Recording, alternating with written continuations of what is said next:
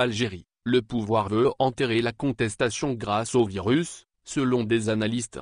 Le pouvoir algérien profite de la maladie Covid-19 pour tenter d'enterrer une bonne fois pour toutes le mouvement populaire qu'il a ébranlé pendant un an, jusqu'à sa récente suspension, et empêcher toute récidive, estiment des analystes. Depuis le début de la crise sanitaire et l'arrêt des manifestations hebdomadaires, la répression continue à s'abattre sur des opposants, journalistes, médias indépendants et jeunes internautes. Parallèlement, l'adoption précipitée de textes de loi criminalisant la diffusion de fausses informations et les discours de haine sur Internet fait craindre une tentative de museler la liberté d'expression. C'est le retour à l'ordre de fer, le même qui, dans les années 1970, imposait à toutes les Algériennes et tous les Algériens de la boucler et de filer droit, fustige le journaliste Akram Belkaïd dans sa chronique pour le quotidien d'Oran, journal francophone indépendant. Le Irak, le mouvement de contestation, ND et LR, a remporté le match aller. Le pouvoir est en train de gagner la rencontre retour et son vrai but est d'empêcher qu'il n'y ait un match d'appui, autrement dit une résurgence des manifestations quand l'épidémie sera maîtrisée, dit M. Belkaïd. Acharnement. La pandémie est du pain béni pour le pouvoir en place qui bénéficie d'une chance insolente. La période de confinement se prête à l'acharnement policier et judiciaire, abonde Karima Diresh, historienne spécialiste du Maghreb. Ce qui explique les dizaines d'arrestations de personnes connues et inconnues dans toutes les villes d'Algérie, remarque-t-elle.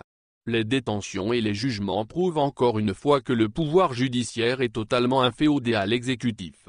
Pendant 56 semaines, conspuant la corruption, le népotisme et l'état militaire, le Irak a réclamé un changement du système en place depuis l'indépendance en 1962.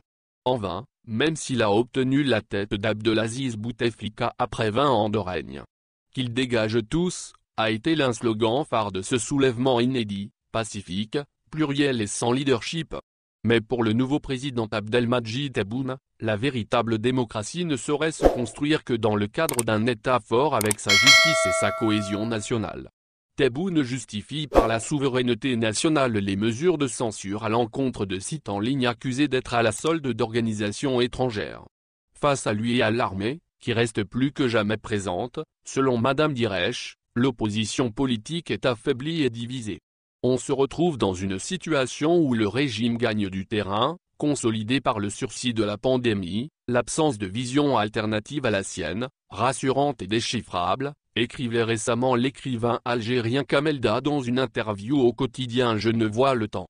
Il n'y a pas un régime mais plusieurs, en concurrence interne à l'évidence, tentés certains par des réformes réelles, d'autres par des contrôles encore plus stricts, soulignait-il. Les idées ne meurent pas. Le pouvoir est toutefois fragilisé non seulement par le Irak et l'urgence sanitaire mais aussi par la chute du prix des hydrocarbures, qui menace d'une grave crise économique l'Algérie, hyper dépendante de la rente pétrolière. Le gouvernement se préoccupe plus de la relance des activités économiques, sociales et scolaires que de la reprise du Irak, argue Mansour Kedidir, chercheur au Centre de recherche en anthropologie sociale et culturelle d'Oran. Le nouveau président compte mettre en œuvre les réformes promises, du projet de nouvelle constitution à l'ouverture d'autres chantiers institutionnels. Il projette d'insuffler une nouvelle dynamique dans l'économie et d'asseoir son crédit dans la société. La tâche est ardue, reconnaissent politologues. Le fait même que le président Tebboune, mal élu en décembre avec 60% d'abstention, veuille faire inscrire le Irak dans le marbre de la Constitution, à l'occasion d'une révision, signifie qu'il s'apprête à en signer l'avis de décès, selon des observateurs. Profitant de l'urgence sanitaire et du confinement, il y a effectivement une volonté d'atomiser le Irak. Mais le régime n'arrive pas à voir que l'Irak, c'est avant tout des idées et les idées ne meurent pas, assure Asma Meshakra, chercheuse en biomédecine, qui milite pour la libération de Karim Tabou, figure emblématique de la contestation en prison. Peut-être que ma génération ne verra pas le changement mais nous aurons laissé le terreau pour l'épanouissement d'une nouvelle Algérie, prédit la jeune scientifique.